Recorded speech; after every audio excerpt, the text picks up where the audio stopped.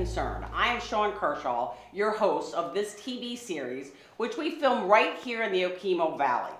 And we are talking to Vermonters of all ages and walks of life and geographies across Vermont, whether they've been here for generations or somehow they just found their way to this little beautiful spot on this little corner of Vermont.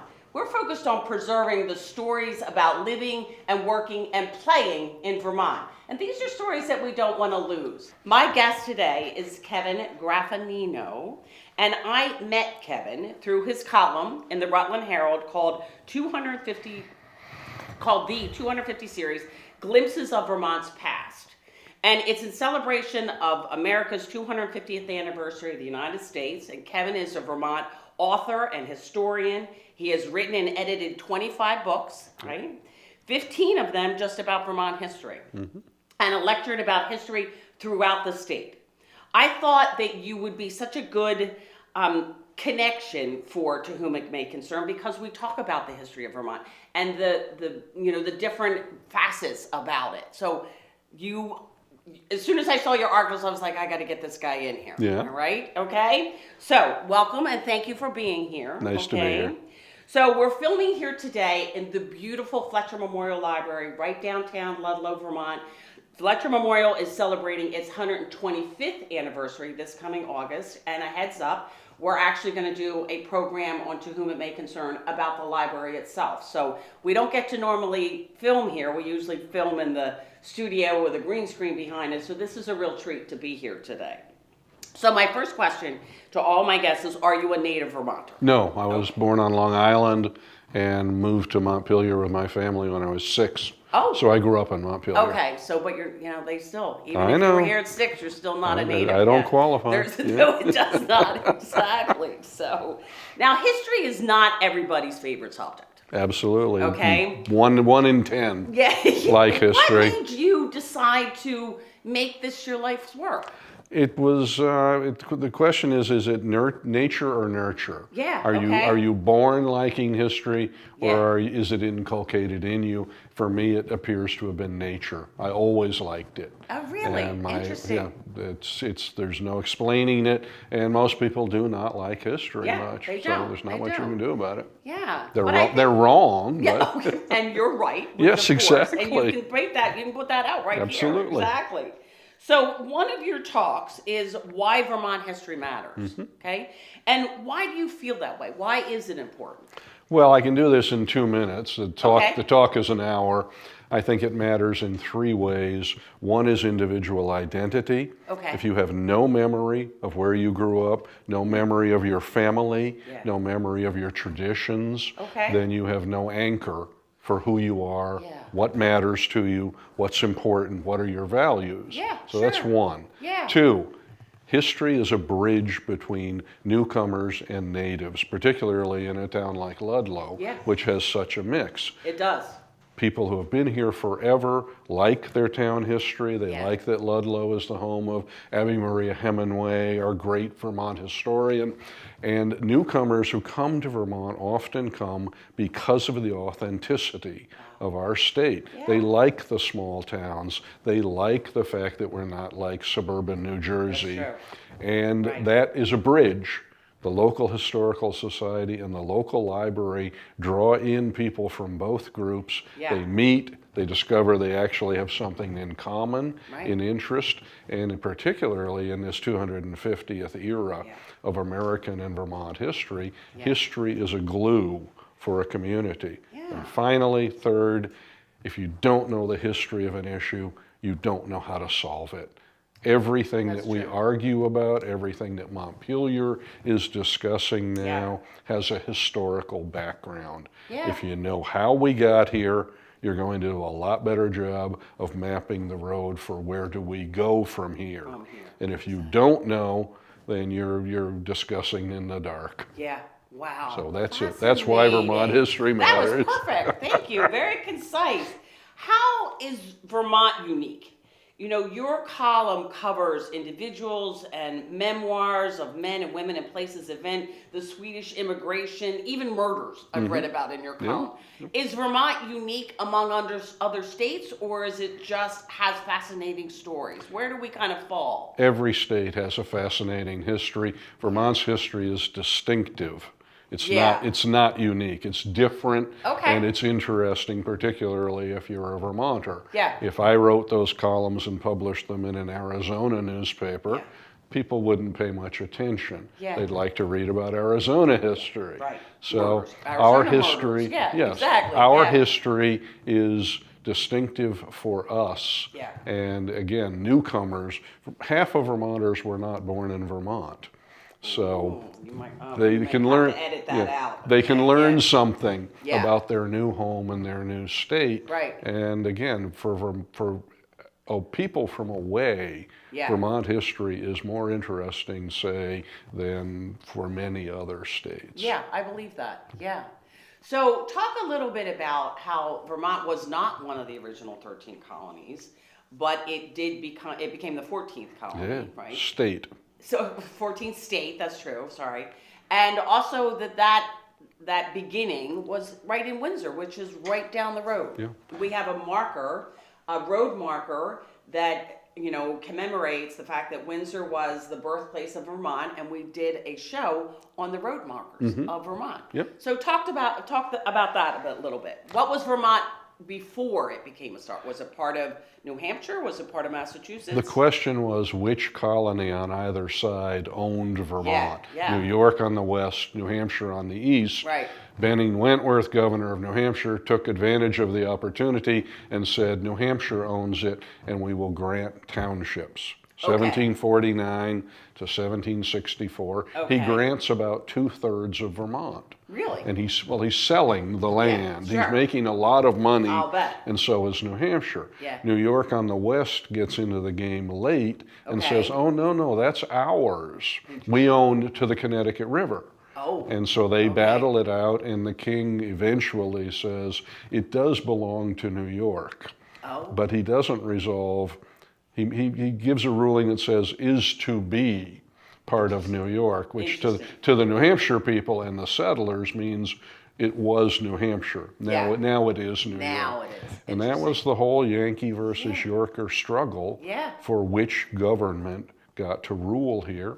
Yeah. And then the revolution comes, and the settlers say, if the 13 colonies can break from England, we can break from New York and New Hampshire. There you go. It's the revolution in miniature. Yeah, exactly. In the backyard. Yes, exactly. Absolutely. Fascinating.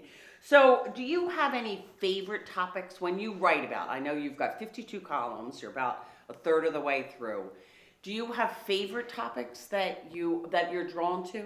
I like to write about people and individuals more than about groups. Sure.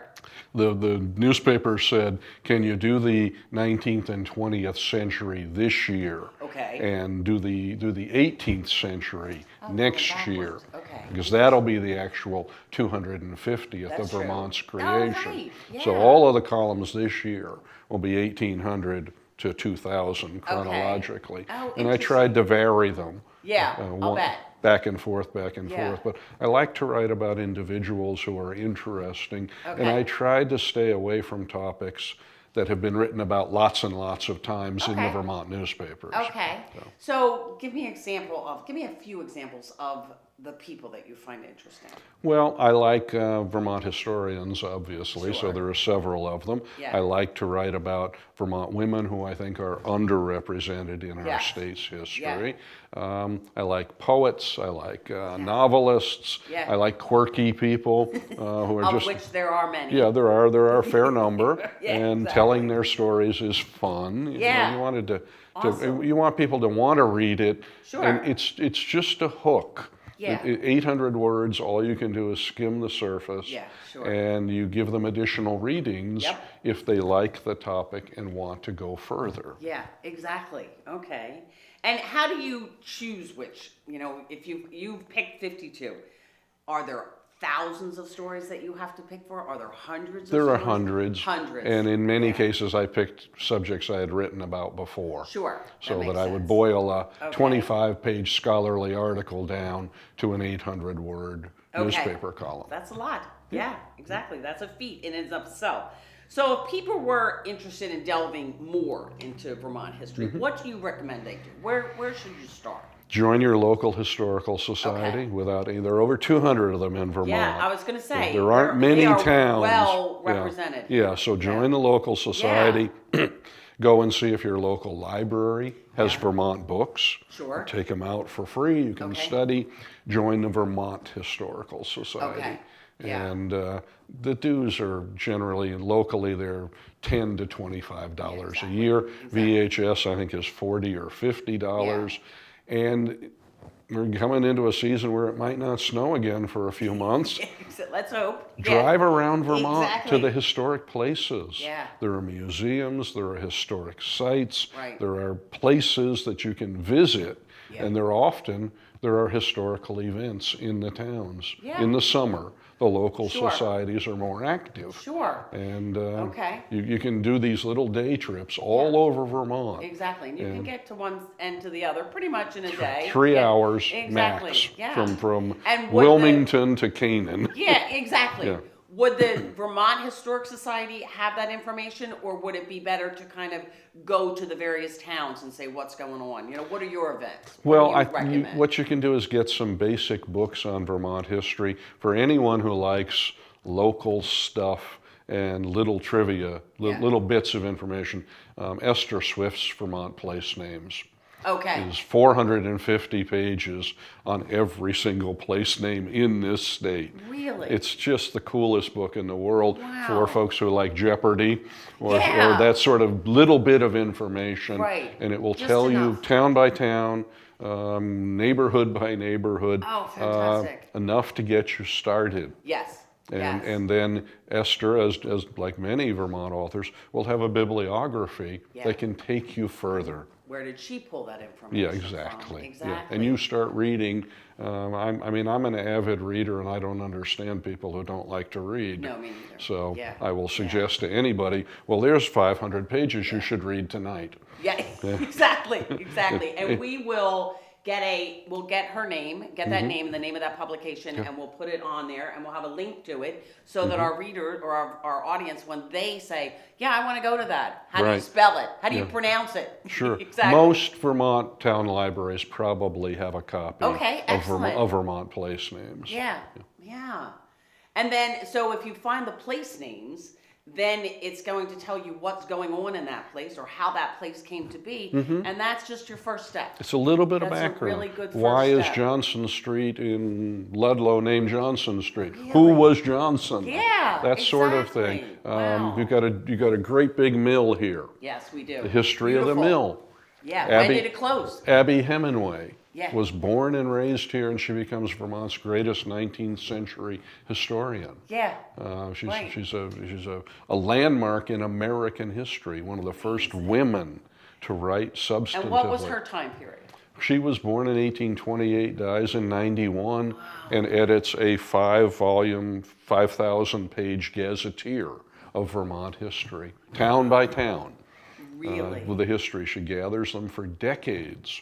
When men told her not to bother Yeah, yeah. because it's not women's It's not a work. girly thing to It's do. it's Yeah, just yeah. it's a magnificent source Wow. on Vermont And history. where does she's that Ludlow's. exist? Well, there are copies at many Yeah. of the public libraries Okay. and the bigger museums, the bigger historical Sure. societies. Sure. Right. They would have a copy Sure, of it. yeah. Wow.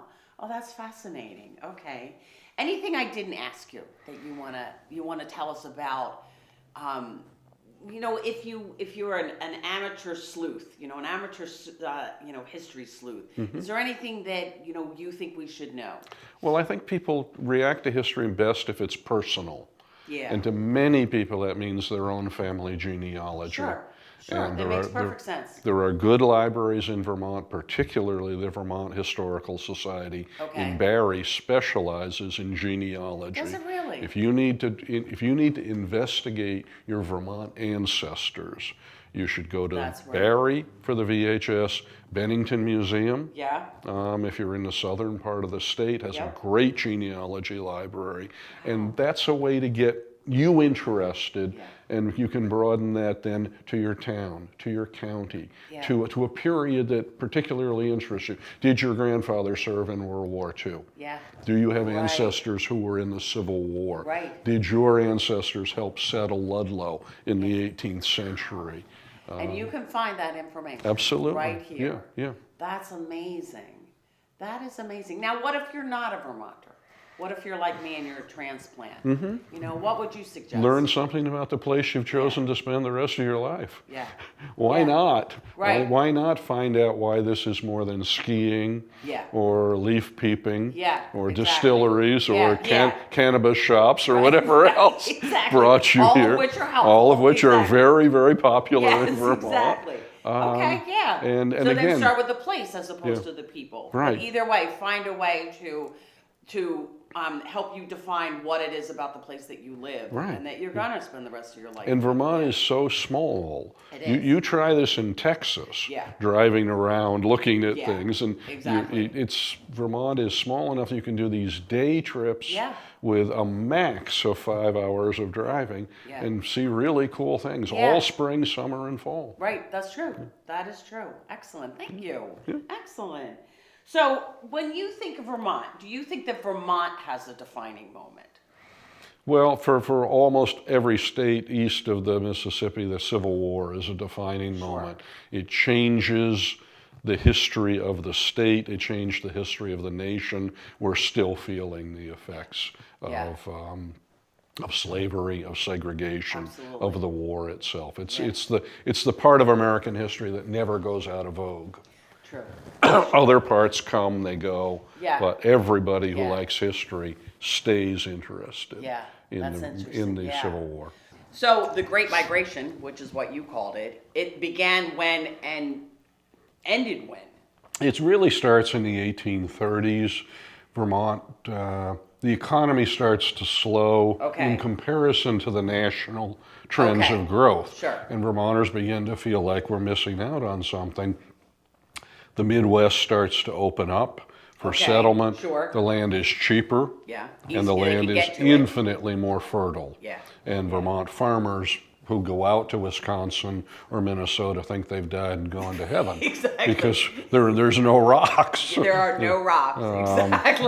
Exactly. And I find that so interesting that something as simple as rocks can literally change the course of not just an individual, but an entire state. Well, one of the oldest Vermont jokes I know is the tourist stops, watches the farmer picking stone, and says, "Where'd the rocks come from?" And the farmer says, "Glacier brung them."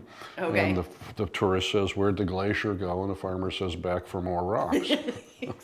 Which is how Vermont farmers probably regard things. Felt about it, exactly. And any gardener knows. Absolutely. That is absolutely true. And that's not true in much of this nation. That's true. That's so interesting. So the state's population does not change from 1830 to 1930. The nation's population quintuples, and Vermont stays very flat because the in-migration and the out-migration even each other out. In other states, no, this population just zooms.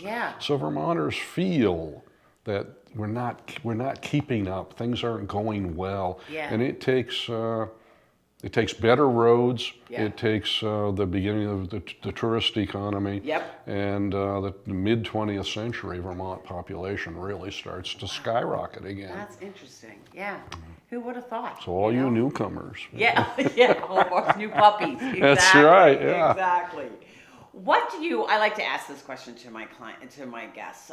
What do you wish that people knew about Vermont?